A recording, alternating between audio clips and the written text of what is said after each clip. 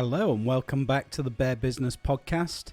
I'm delighted to say that we're back for another series, and my first guest is Phil Hughes from Elementary Analytics. He's going to be talking us through how you can use his software to measure and improve your business. Phil, delighted to have you on Bear Business today. Thank you for coming on to speak to us about Elementary Analytics. Elementary Analytics was founded in 2018 and you relaunched it in 2020.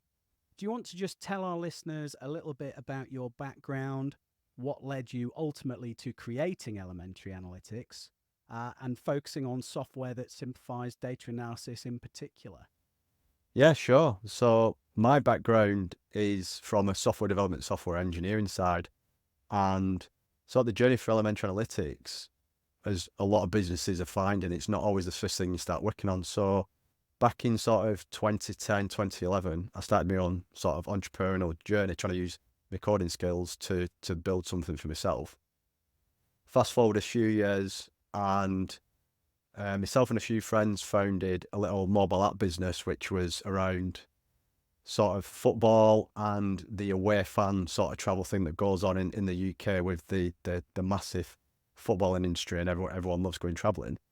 And sadly, the app bombed, but my friend who took on the marketing had really managed to explode our social media, more so in Facebook. So our Facebook page was crushing it. We had like 180,000 followers, and we'd sort of repurposed the marketing site to become this sort of hub for the brand and the business. So instead of sort of building and using my coding skills, the sort of logic process that I've got naturally, I then started applying it to sort of looking at the data, looking at our website traffic, looking at what was going on our Facebook page, also looking at multiple sites. So I had my own personal blog and sort of a portfolio site. And what that led me to was going, okay, I've got all this data. I'm annoyed at how long it's taken me to look at it. Can I create myself a little dashboard and start looking at the data? And then around 2018, started packaging it up and showing it to people. And then in the lockdown, as probably a lot of businesses did, I kind of went defensively and switched it off and did some time working on the actual product to improve it, get things like LinkedIn company page information in there. Relaunched it at the back end of 2020, showed it to a few friends who was like a small marketing agency, and they loved it. And I've kind of just gone on with sort of the background of building it and trying to come up with the sort of USP for it, which is simplifying all the data that's coming in and giving you key data, and go on from there and trying to build the brand for it. Yeah, so quite an unorthodox entry into data and analytics, I suppose, which seems to be one of the main routes into it. Very few people have come from when I was 12 years old, I wanted to be a data analyst, help people process this data. But of course, now there is so many people in the data field unintentionally as well. And I think a development background is quite typical now. So that's brought you to creating Elementary Analytics. Yeah. So you mentioned that it simplifies data analysis. How does that happen? How does this help marketers who are listening to this podcast showcase their work? Because something that doesn't happen enough, in my opinion, is that marketers go and show their work and say, look, I deserve a pay rise, or we need more budget for marketing because of this great work we're doing. How does your software help people do that? So I think going back to exactly what you're saying, coming from a technical background, the sort of things you get taught at university and sort of my own interest is sort of giving you sort of key pieces of information. So humans can process numbers between 3 and 7, or piece of information between 3 and 7. So when you're talking about a phone number, you go 0161 123 456.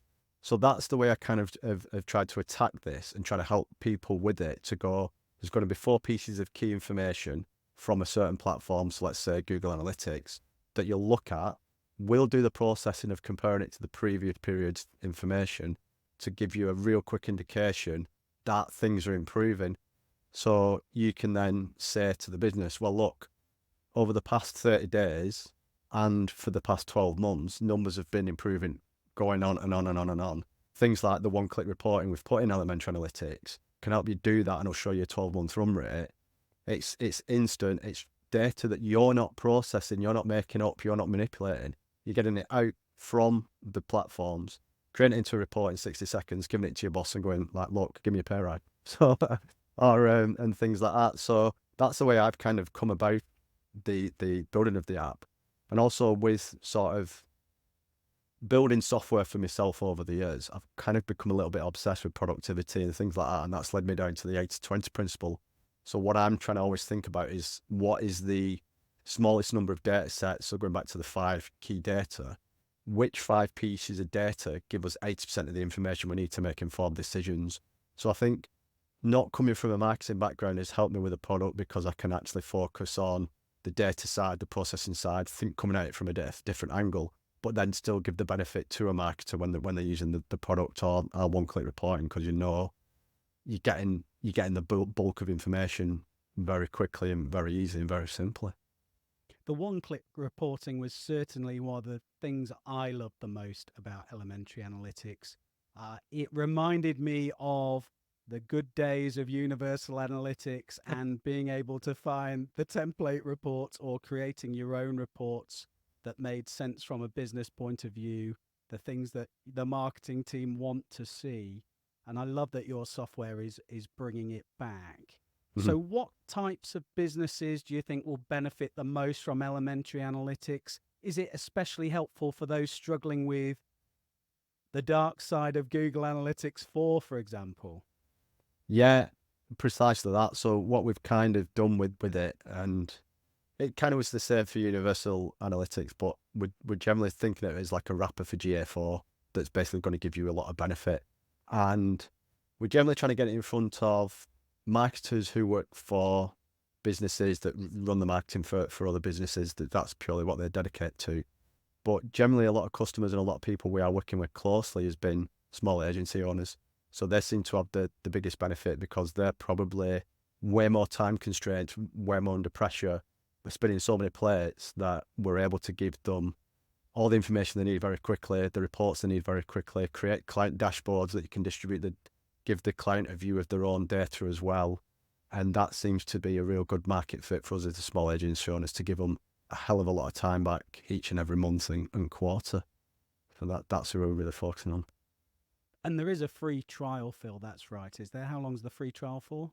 So it's a 14-day free trial, and we don't limit you in that 14-day free trial. So whichever package you want to test out, depending on what's right for your business, you can use the full thing for a 14-day free trial. So, and until recently, there was a lifetime deal on AppSumo, as I understand, for elementary analytics. There was. Do you want to share your experience and any insights for other businesses and entrepreneurs listening who might be considering that route, of what your experience was with AppSumo and these software marketplaces?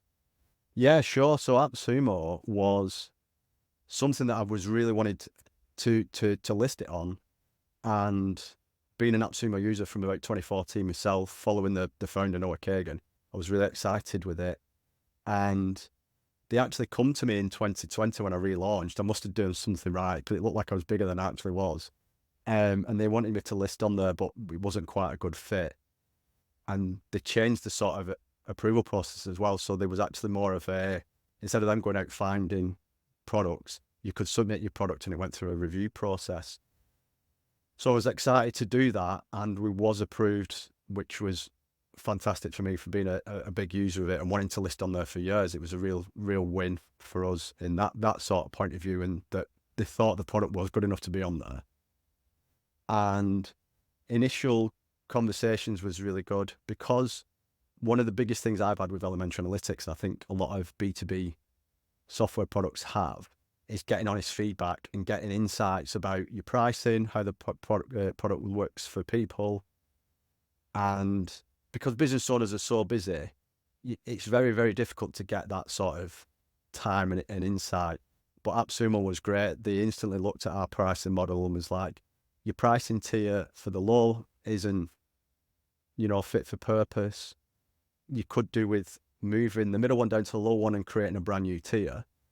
So we did that, taken from their advice, and within sort of 24 hours, someone had actually subscribed to the 14-day free trial on this new tier we'd created from our website, not even going through AppSumo. So the sort of insights you're getting from these people that know the software space inside out was fantastic. So that was a real good experience for us. And then it kind of, I wouldn't say soured a bit, but yeah, it was a little bit disappointing in terms of what happened after that. So the commission structure was a little bit confusing. We thought it was sort of a 70-30 split in favour of the business owner, but it wasn't. It's a 50-50 split, which is fine. We was going well. We're getting sort of a lot of marketing help here. And then once you're on the listing, we found that the after sales is a little bit lacking personally. If the sales aren't up to what their standards are, you don't get any support from AppSumo. They're kind of waiting to see what gives traction, and then they put a lot of stuff behind that. I think they got a lot of marketing behind it. And after being on there 3 months, they wasn't happy with the sales and the amount of refunds we were getting. So we just got a couple of emails saying you're going to be... So I'm not booted off the platform, but we're going to sort of delist you. And kind of that was the experience that we had. So it was kind of like a good and bad thing that we were disappointed with the sort of the after sales that we got with AppSumo, but there was a lot of benefits in terms of insights from our pricing model, and then the customers we did get. So we did do quite a lot of sales, and yeah, the feedback we've got from users and that initial traction we're getting has been a huge benefit for us. Yeah. So it's mixed feelings on the launch, to be honest. And I'm sure that is the experience for a lot of people in these software marketplaces. It's kind of a good and the smooth with the bad, I imagine, in a lot of scenarios for software being listed there. And you mentioned the feedback. Obviously, lots of solopreneurs, business people who are looking for software just like yours in a software marketplace like AppSumo, providing feedback for early stage businesses often who are listed on there. Is there any notable feedback, or was there any success stories that you've had so far with elementary analytics that you'd like to share? Yeah, I think the feedback was mixed, because again, it depends on the people who was using it. So we did get a lot of small agencies on there. They loved it, and there was great feedback about our Google Ads integration. I know you've been a massive help on that with us, so that's been a huge win. How they wanted to see it, and yeah, that's been fantastic, and it's helped us develop sort of the roadmap that's going to be coming up. So there's been a big benefit for that. A lot of success stories, and I don't know whether this is sort of the biggest sort of thumbs up for the product, is in 2020 when I did a relaunch. In 2021, I got my first agency customer. So our agency tier is the highest price plan, and he was with me for about sort of 18 months, and then he kind of had a little bit of a downturn in his own business, but we kept in touch. And sort of last year, I decided to try and put more focus on elementary analytics, and decided I needed to help. So I said to him, like, would you want to be my business partner and help me with the marketing and sort of getting it out there? And he just said yes straight away without even any negotiation, because he said, I love the product. You know, I'm an advocate of it, and I'd still be using it if we hadn't had a bit of a downturn in the business. So yeah, so I think that's been the biggest success story for me, that someone loves it that much that they're willing to go all in and really put the weight behind the product without any initial sort of funding or anything. So yeah, they're stamping their own name on it, which is always a big plus for it. Another one was sort of the one-click reporting side. I was chatting with an agency owner, and she had 2 or 3 staff, but she did all the reporting herself, and she did quarterly reports for her customers, and they kind of took her sort of 5-6 hours per report to get it out, built, distributed to the customers. And she had between 12 and 20 customers with her at any one time. So that was kind of like 5-6 days a quarter she was wasting. I say wasting, that she was dedicating to reporting. So we kind of got her on the products for a little while and said, right, use it, we'll help you set it up, we'll help you with the reporting. And we got it down to sort of done in an hour. So all the reports generated and emailed out to the customers in sort of an hour 20, down from 6 days. So that's sort of one of the success stories. Yeah, one of the success stories.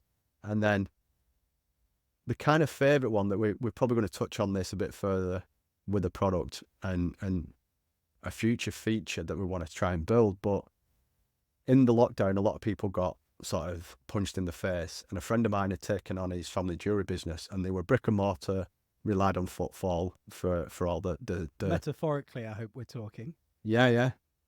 So yeah, metaphorically. But yeah, he got impacted and was like, right, I got to go online. I got to move this footfall business to completely online now to try and survive. And he turned to Facebook, was doing quite well on his Facebook page, getting that out there and doing a sort of e-com store as well for all his products.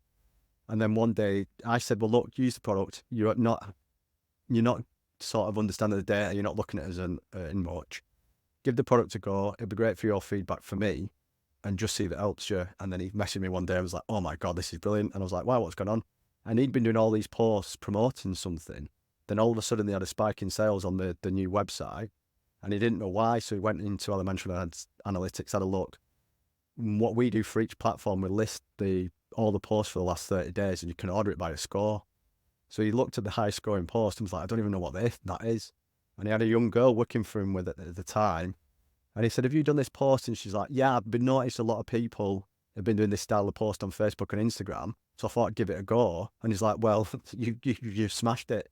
So we had a massive success story that he could see how to sort of structure his posts on sort of a trend that was going on social media and just took a little bit of pressure off him when everything was sort of like up in the air that was the pandemic and lockdown. So yeah, that was a great thing to see as well, that people can get insights instantly. Yeah, I love that. So that's a success story that also touches on what we hit on around being able to show what you're doing is working. Yeah. Being able to show what you're doing is valuable to the business. And you nicely touch on future developments and features that I know people want to hear about. What can users expect from Elementary Analytics going forward, and how will you keep the platform competitive in this evolving landscape? Is it fair to say AI will be involved at some extent? Yeah. I'm very bullish on AI in terms of not relying on it too heavily, because I think, unlike things like cryptocurrencies and NFTs, that seems to be a fad. AI does seem to be a bit a fad, but for me, it seems to infiltrate all sorts of industries, if not all industries. So I don't think it's going anywhere soon. And I think the mistake is people could be doing too much with AI and relying on it, because if it then goes away, you could be setting yourself up to fail. But the way I'm trying to look at it is, how can it enhance Elementary Analytics without, taking away the product as it is. So we have an insights system, which is on a daily basis, we'll go and look at yesterday's Google Analytics traffic and compare it with the previous day. And if it's gone up by more than 5%, we'll then start do this analysis and go, right, okay, it's gone up by this amount. Here's your data. Here's the traffic sources.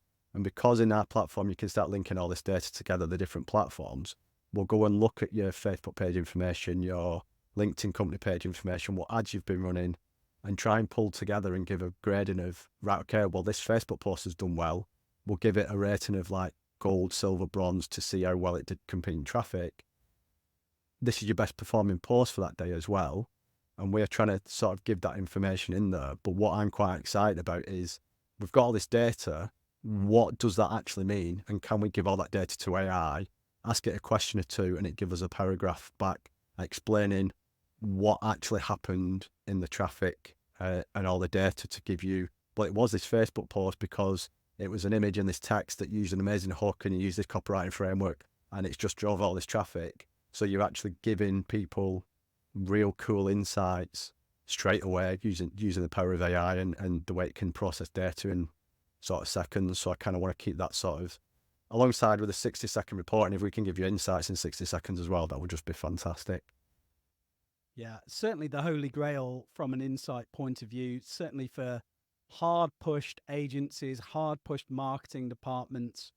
It's all well and good having the stats, but actually to be able to pull out, or for AI to assist what the insight is from those stats, I think it's going to be quite revolutionary once it is done in a way that is sort of respected and helps inform decisions for the business further up.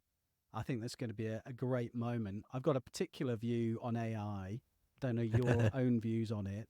That particularly the platforms are going to, so by the platforms, I'm talking about OpenAI, Google Gemini. Has it changed its name anytime soon again? Google Gemini, we'll say for now, right? Because what you are getting, and of course you'll be getting on the software marketplaces like AppSumo, is a lot of AI derivative bots that do certain specialist subjects, right? And that's great. But my own view is that the platforms are not going to allow that to sort of happen and people take money off their big cash cow. My view is that eventually sort of OpenAI is going to, as they keep doing when they release a new model, will try and get as much of this revenue for themselves, whether that is allowing people to create, as we're seeing with GPTs, their own specialist bots. I just wondered if you had any views on AI. You're willing to commit to any views on AI? Yeah. So, a friend of mine, a colleague I used to work with, was building something on AI, and I did help him, but I was like, I'm not going anywhere near it. And he was like, why? I said, well, I see, and especially from my experience building products for a decade, I've been sort of hit with building too much on other people's sort of intellectual property. And I think that's the big risk for me, is that you can build on quicksand, basically. So the three things I always say, and I said to my friend, is OpenAI could, as actually what you've alluded to, just ramp up the costs. They could be like, it's actually peanuts at the minute to use sort of their API, but if they start ramping up the costs, your business costs that you've built on top of suddenly skyrocket and take up all your profit and you go out of business. So that's one thing. One of the things that we've done with Elementary Analytics, I think that people don't realize, is when you're trying to use other people's data, there is a huge approval process. So I've had to go through approval processes with Meta multiple times, Google multiple times, LinkedIn multiple times, TikTok. And if OpenAI decide to do that, again, if they suddenly go, all the apps suddenly get approval process, you could be waiting 60 days, 2 years before you get approved. And they might decide that all of a sudden that, no, we don't want you doing that, and your business is over. And I think the third thing that I think is most likely, because something's happened at the minute, because AI is now everywhere and it's infiltrating all different industries, I think it's the EU have done something where they're giving AI tools a grading and different range between 1 and 5, and I think there's 5 levels. So I'm just wondering if a government steps in and goes, no one's allowed to use OpenAI in the UK because we're worried it's just going to decimate a certain industry.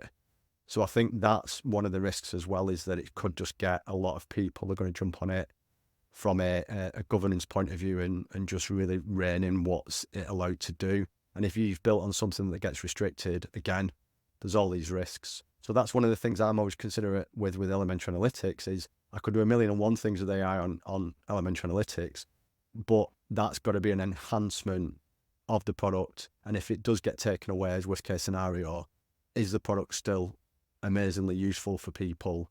And that's the balancing act I'm trying to come up with, is that we're not handing the keys over to someone else too much. It's a great warning, and it's not even a hypothetical cautionary tale, because of course the artist formerly known as Twitter, that we now refer to as X, has recently gone through ramping up the costs of API access, and it has killed dead lots of software that I was interested in. We've always been quite interested in social listening, and the prices for that, as you say about the costs, there's only one way these costs are going, and that is up, the same as everything else in the world. So I think that's a really great cautionary tale, actually, that if you are out there building businesses, make sure you are building on firm ground. In technology, that could be quite difficult, but as firm 100%. ground as you can find, because there's certainly shakier ground with fault lines than others. Let's just go a bit more on the personal pastimes now, as we're just wrapping up, Phil. Okay. We've discussed before that we have a lot of similar interests, but there's one interest I don't have, although I think you are in the early stages of converting me. Right, nice. That you do have, which is that you're an avid fisherman. So what do you love about the experience of going fishing, and how did you get hooked?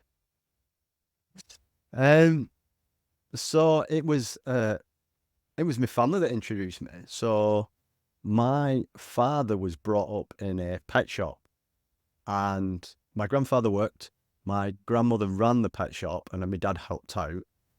And they ended up shutting the pet shop because I don't think it exists anymore. But there was a big, I don't even know what you call them, but like Woolworths was a store in the UK that sold everything. And when they were running this shop in sort of the 60s, they started selling fishing equipment. So my grandparents sold fishing equipment and fishing bait in the shop. Woolworths started selling fishing equipment, which they then stopped selling. And then they started selling pet food, I believe. So they had to shut the shop. So yeah, they had their own little business. But I remember being about 6 or 7 and going into the attic and the loft room of my grandparents' house. I'm going, oh, what's all that in the corner? And they went, oh, that's the old fishing stuff that we kept from the shop and we'd been fishing with a couple of times. So I was like, fishing? So then the next time I went away, my dad took one of the rods and just tied a bit of bread to the line, and I just sat next to a river for hours and didn't catch anything. But yeah, then I was hooked. Yeah, it got me into it. And then from the age of about 12, 13, up until about the age of 15, when I started playing football, my weekends were just sat on the local lake fishing.